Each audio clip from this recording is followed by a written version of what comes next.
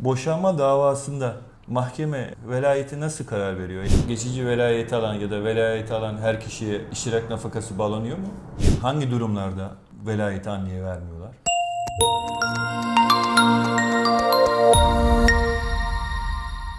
Bir hafta aradan sonra yeni bir konuyla Melek Hanım'la karşınızdayız. Bu hafta boşanma davasında velayeti konuşacağız. Melek Hanım hoş geldiniz. Merhabalar, hoş buldum. Nasılsınız? İyiyim ama sıcaklarla aram Evet. değil. Çok Bayağı terliyorum. sıcak, aynen doğru söylüyorsunuz.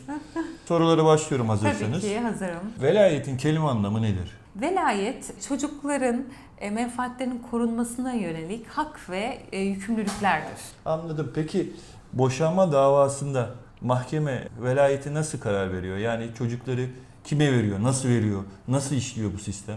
Mahkeme için burada en önemli kriter çocukların üstün menfaatidir. Mahkeme hakimi çocuğun ya da çocukların üstün menfaatini gözeterek anne ya da babaya velayeti bırakabiliyor. Peki burada yani ekonomik durum etkili oluyor mu sizce? Ekonomik durum, işte ahlaki durum, sağlık durumu, yani birçok kriter. Anladım. Eğitim durumu, birçok kriter göz önünde bulunduruluyor. Peki mahkeme burada bir rapor alıyor. Bu raporun etkisi nedir çocuğun velayetiyle ilgili olarak?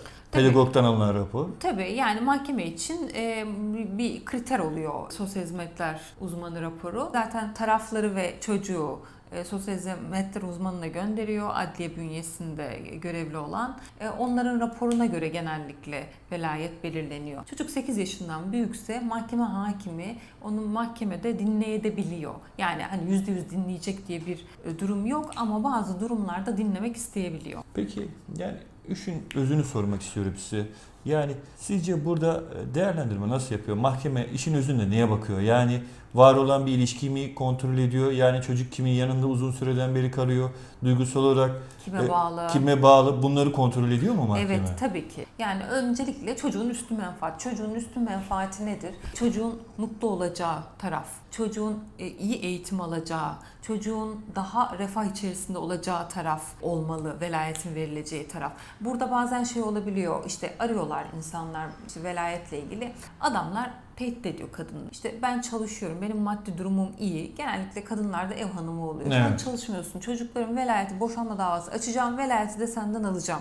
Böyle bir şey yok. Bu eski Türk filmlerindeki gibi. Evet. Fabrikatör Nedense baba öyle bir izlenim var. Fabrikatör baba velayeti alır. Hayır efendim, almaz. Öyle bir durum yok. Çocuğun üstün menfaati gözetilir burada. fabrikatör babanın parası varsa Evet. parayı verir, anne bakar. Aynen öyle. Nafakayı öder.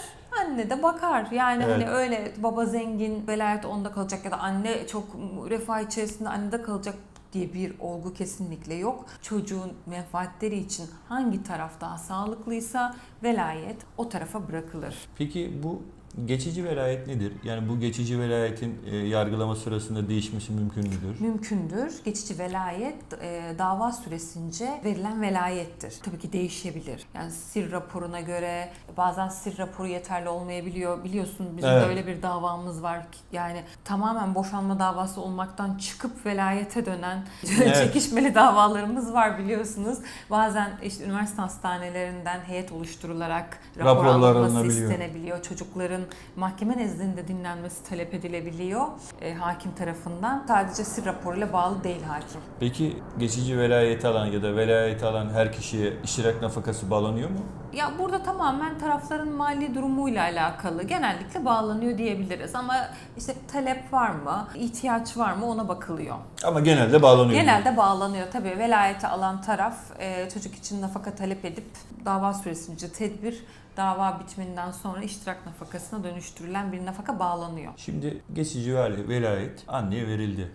Mahkeme babayla görüşmesi için bir kişisel ilişki kuruyor. Evet. Bunu neye göre kuruyor? Çocuğun yaşı işte yani hani 6 aylık 8 aylık çocuk Tabii. babaya ama nasıl Mesela görecek baba meme bunu? emen bir bebekse Evet. işte 1,5 yaşında ama halen anne memesi emiyorsa yatılı verilmez mesela. Yani o ya da yeni doğan bazen olabiliyor. Evet. Hamileyken boşanma davaları açılıyor. Yeni doğan o en sıkıntılı. Gerçekten hiç karşılaşmak istemeyeceğim. Hem anne lohusa Yani tepkileri çok abartılı olabiliyor. İşte baba yeni doğmuş bebek, bütün aile hevesli, babaanne, hala bunlar görmek istiyor, amcalar. Yani en sıkıntılı yeni doğan dönemi. İşte orada kısıtlı vakitlerde mahkeme anne nezdinde bazen kişisel ilişki tesis edebiliyor. Bunlar biraz sıkıntı yaratabiliyor. Eğer anne babayla ya da işte baba anneyle kişisel ilişki tesisine aykırı davranırsa bu velayetin kötüye kullanılması anlamına gelip velayetin değiştirilmesine sebep olabilir. Yani orada biraz dikkat etmek gerekiyor. Peki yaşı büyük çocuk yani 13-14 yaşında belli sürelerin dışında da babasıyla kalabilir mi? Mesela yazın 1 ay, işte kışın belli dönemler 15 gün. Mahkeme bu şekilde kararlar da verebilir mi? Yani Tabii ki. uzun süreli babayla bir ilişki kurabilmesi için. Tabii ki. Zaten genellikle nasıl oluyor? Yani bir örnek vermek Evet. gerekirse ya belli bir yaşa gelmiş çocuğun işte anne memesi emmeyen işte 2,5 yaşından sonra diyeyim. Bir ay 4 hafta, 2 hafta sonu babada yani cumartesi saat 10'dan pazar 17'ye kadar gibi Anladım. yatılı bırakıyor. İşte sömestr tatilinde 1 hafta, işte babalar gününde, yazın işte 1 Temmuz ile 31 Temmuz arası gibi zaten böyle geniş kapsamlı bir kişisel ilişki düzenliyor. Peki boşanma davasında genelde velayet anneye veriliyor. Genellikle. Genelde veriliyor. Peki hangi durumlarda velayeti anneye vermiyorlar? Çocuğun eğitim, ahlaki ve sağlık durumuyla alakalı bir terslik varsa babaya da bırakılabiliyor. Yani nasıl?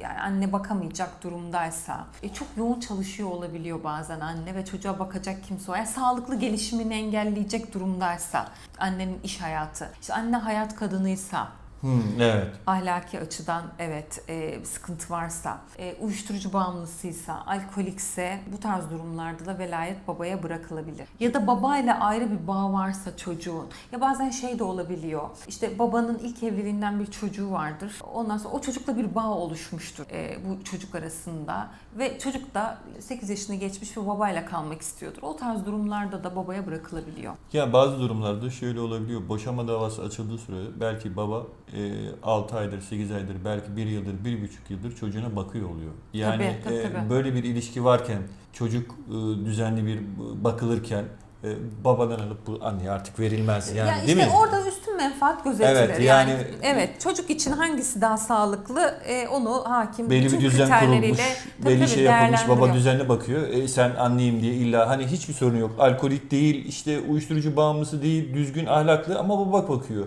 1 yıldır baba bakıyorsa artık yani bundan sonra da baba bakacağına inanıyorum ben yani. Yani orada tabii hakim değerlendiriyor Evet. ve gerçekten bu velayet konusu gerçekten hakimler tarafından çok titizlikle inceleniyor. Yani bazı kararlarda hatalı işte kararlar verilebiliyor bazı durumlarda ama velayetle ilgili konularda genellikle titizlikle üstünde duruyor hakimlerimiz. O konuda haklarını yiyemeyeceğim. Peki birden fazla çocuk varsa velayet nasıl olacak? Yani 2 çocuğumuz var. Bir tanesi anneye, bir tanesi babaya mı verilecek? Yani Bazen öyle olabiliyor ama genellikle Yargıtay'ın benimsediği bir ilke var. Kardeşlerin ayrılmama ilkesi. Genellikle kardeşleri ayırmadan velayeti tek tarafa bırakabiliyor mahkeme hakim. yani peki anlaşmalı boşanma davasında diyelim anlaştık. Bir çocuk babada kalacak, bir çocuk annede kalacak. Mahkeme buna müdahale ediyor mu o zaman? Edebiliyor. Yani eğer uygun görmüyorsa. Yani işte Kabul edebiliyor. ettiği de oluyordur belki ama. Yani bazen elini taşın altına sokmak istemiyor hakim. Öyle ayarlamışlar. Kendileri o şekilde Evet, düzenlemiş uğraşmak diyebiliyor. istemiyor. Evet ama müdahale ediliyor. Anladım. Melik Hanım, sorularımız bu kadar.